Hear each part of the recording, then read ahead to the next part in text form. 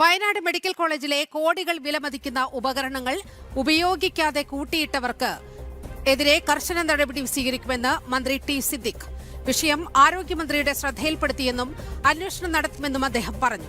ജനം ടിവിയാണ് ആശുപത്രി ഉപകരണങ്ങൾ ഉപയോഗിക്കാതെ നശിക്കുന്ന വാർത്ത ദൃശ്യങ്ങൾ സഹിതം പുറത്തുവിട്ടത്. ജനം ഇംപാക്ട്.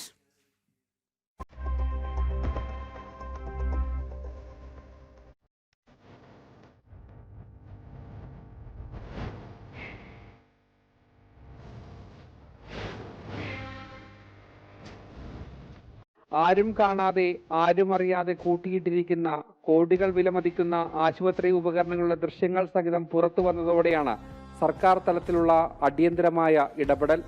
ഒരിക്കലും അംഗീകരിക്കാൻ കഴിയുന്ന സംഭവമല്ല വയനാട് മെഡിക്കൽ കോളേജിലുണ്ടായതെന്ന് ജില്ലയുടെ ചുമതലയുള്ള മന്ത്രി ടി സിദ്ദിഖ്. കുറ്റക്കാർക്കെതിരെ മുഖം നോക്കാതെ നടപടി സ്വീകരിക്കും. ഉദ്യോഗസ്ഥലത്തിൽ വലിയ വീഴ്ചയുണ്ടായി എന്നും സിദ്ദിഖിന്റെ തുറന്നു പറച്ചിൽ. വളരെ സീരിയസ് ആയിട്ടുള്ള ലാബ്സ് ആണ് നടന്നിട്ടുള്ളത്.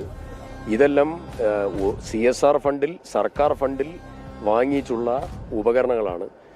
ഇത് നൂറുകണക്കിന് ആളുകൾക്ക് ഉപകാരം കിട്ടേണ്ടതായിരിക്കുന്ന ഉപകരണങ്ങളാണ്.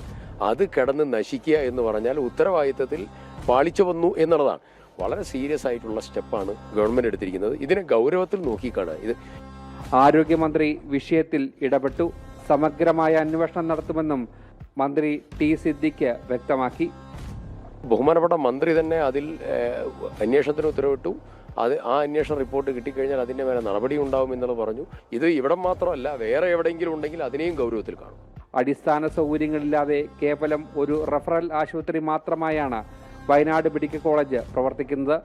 ഇവിടെയാണ് കോടികളുടെ ഉപകരണങ്ങൾ ആശുപത്രിക്ക് ലഭിച്ചിട്ടും അത് ഉപയോഗിക്കാതെ കുറ്റകരമായ അനാസ്ഥ കാട്ടുന്നത്. ക്യാമറമാൻ സന്തോഷ് മണ്ണാർക്കാടിനൊപ്പം അരുൺ കൊടുങ്ങൂർ, ജനം, വയനാട്.